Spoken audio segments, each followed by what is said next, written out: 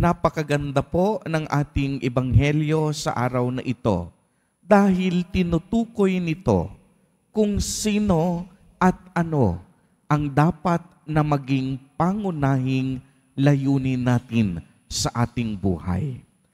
Siguro marahil yung iba sa inyo nagtatanong, Father, bakit po kahit anong pagsusumikap na gawin ko sa buhay, hindi pa rin ako masaya?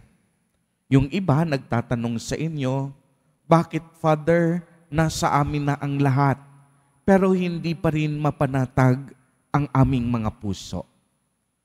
Isa lang ang kasagutan sa tanong na yan. Sino ba ang nangunguna at naghahari sa iyong puso at buhay?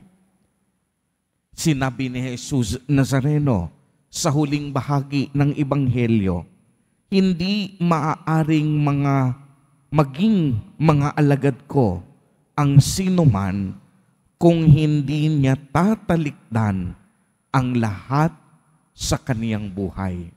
Kaya nga sa unang bahagi, ipinaliwanag niya kung ano ang ibig sabihin nito. Hindi maaaring maging alagad ko ang sinumang umiibig sa kaniyang ama at ina, asawa at mga anak, mga kapatid at maging sarili niyang buhay ng higit sa akin. Hindi sinasabi ni Jesus Nazareno na huwag mong ibigin ang iyong ama't ina't kapatid, asawa o anak. Ang sinasabi ni Jesus Nazareno, ibigin natin ng higit ang Diyos. Bakit? Sapagkat ang Diyos, ang kaniyang pag-ibig, walang hanggan, walang katapusan, at walang kondisyon.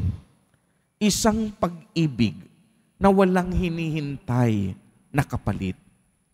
Ang pag-ibig ng tao, ang pag-ibig ng ating magulang, ang pag-ibig ng asawa mo, darating ang panahon, magkukulang at hindi sasapat. Dadating ang panahon, minsan, kahit kamag-anak natin, ang pag-ibig may kondisyon at may hinihintay na kapalit. Minsan nga, di ba, sa ating mga kamag-anak o kapamilya, nakakalungkot isipin, minsan, pagkamatay ng magulang, nag-aaway ang mga magkapatid sa ari-arian.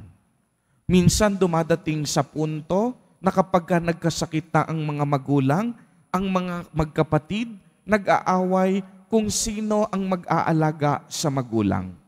Sa punto ng pag-aasawa, dumarating ang panahon na nag-aaway ang mag-asawa, hindi nagkakaunawaan, nagkakagalit. Anong ibig sabihin? Minsan, pag-ibig ng tao, hindi laging nauubos. Hindi mapanatag. Laging may kondisyon. Subalit ang sabi sa akti ni Jesus Nazareno, kapag inibig natin ang Diyos ng buo nating puso't pag-iisip, hindi tayo pwedeng mabigo. Sapagkat ang pag-ibig niya ay puro, buo at perpekto. Hindi nagkukulang, laging sapat, laging nakahanda tayong tulungan.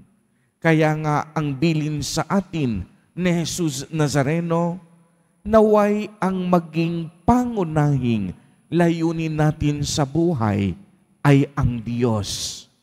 Ang maglingkod sa Diyos, ang mahalin ang Diyos, dahil kung mamahalin natin at paglilingkuran natin ang Diyos, hinding-hindi tayo mabibigo. Tanging ang pag-ibig ng Diyos lamang ang makabubuo at makakakumpleto sa ating buhay. Sapagkat tanging Diyos lamang ang makapagbibigay halaga at katuturan sa ating buhay. Tanging Diyos lamang ang makapagbibigay ng kapanatagan sa lahat ng ating mga pag-aalinlangan, sa lahat ng ating mga hinahanap. Kaya nga nabanggit ko kanina, anumang dami ng pera mo, anumang dami ng salapi mo, gaano man kalawak ang kapangyarihan mo, kung wala kang Diyos sa iyong puso at buhay, hindi mo mararanasan ang tunay na kaginhawahan at kapanatagan. Tignan ninyo, maraming pagkakataon sa ating buhay, may mga kilala tayo na hindi naman mayaman. Yung iba pa nga naghihirap. Pero may Diyos sila sa kanilang buhay. At makikita nating sila'y masaya, sila'y panatag sa buhay, sapagkat isinuko na nila ang lahat sa Diyos. At ito ang nais ni Jesus Nazareno. Kapag ang Diyos na ang pangunahing layunin natin sa ating buhay, dapat marunong na tayong magpasan ng ating mga krus. Dapat tatalikdan na natin ang lahat ng bagay alang-alang sa pagmamahal natin sa Diyos. Mga kapatid kay Kristo at mga kadiboto, muli ipinapaalala sa atin ni Jesus Nazareno na maging pangunahing layunin at motibasyon ng ating buhay ang pagmamahal sa Diyos. Sapagkat kung iibigin natin ang Diyos, hindi tayo mabibigo. Ang kaniyang pag-ibig laging sapat, laging kumpleto, at kailanman hindi magkukulang. Amen.